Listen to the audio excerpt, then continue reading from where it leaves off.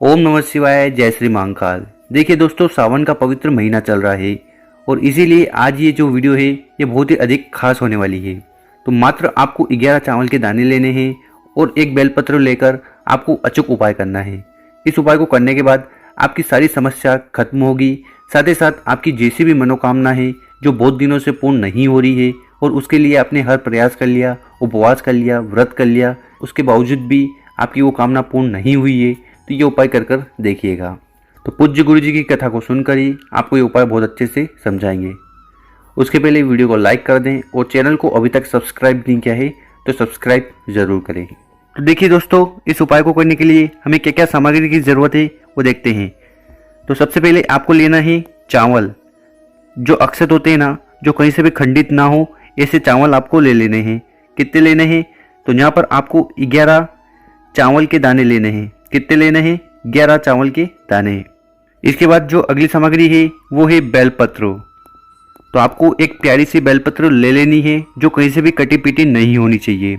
तो ऐसी आपको एक बेलपत्र ले लेनी है। और इसके बाद जो अगली सामग्री है वो है तांबे का लोटा।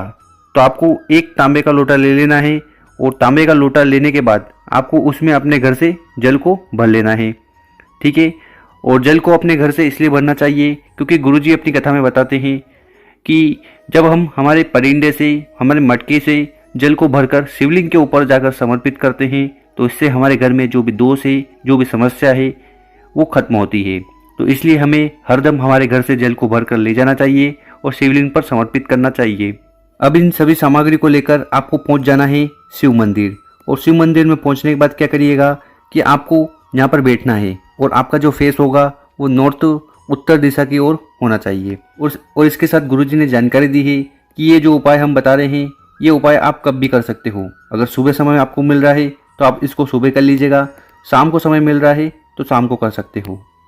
तो अब उपाय की ओर चलते हैं। तो सबसे पहले आपको क्या करना है कि जो तांबे का कलश आपके पास है, जो आप अपने घर से लाए थे और जिसमें आपने शुद्ध जल भरा था, उस जल के लोटे को उठाकर आपको सबसे पहले शिवलिंग के ऊपर समर्पित करना है। और यहाँ पर जब आप समर्पित कर रहे हो तो आपको श्री शिवा नमस्तुभ्यम का स्मरण करना है। और साथ ही साथ जो जल की धारा है वो एकदम पतली होनी चाहिए ताकि आप आराम से कम 7 बार या 11 बार श्री शिवा नमस्तुभ्यम का जो मूल मंत्र है उसका स्मरण कर पाएँ।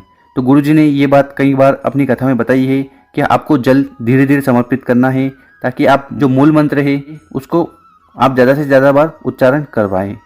इसके बाद क्या करना है कि जो 11 चावल के दाने आप लाए थे उनको आपको उठाकर आपका जो सीधा हाथ है उसमें रख लेना है। अब रख लिया, अब क्या करिएगा कि तो यहाँ से आपको एक एक चावल का दाना शिवलिंग के ऊपर समर्पित करना है। पहले एक चावल का दाना समर्पित करिएगा और जो शिव पुराण का मूल मंत्र है श्री शिवाय नमस्तुभ्यम उसका स्मरण करिएगा। फिर उसके बाद दूसरा चावल का दाना समर्पित करना है, फिर आपको श्री शिवाय नमस्तुभ्यम का स्मरण करना है। इसके बाद फिर तीसरा चावल का दाना आपको समर्पित करना है, फिर आपको श्री शिवाय नमस्तुभ्यम का स्मरण करना है। तो इस प्रकार से आपको 11 बार चावल के दाने को समर्पित करना है शिवलिंग के ऊपर और 11 बार आपको श्री शिवाय नमस्तुभ्यम का स्मरण करना है।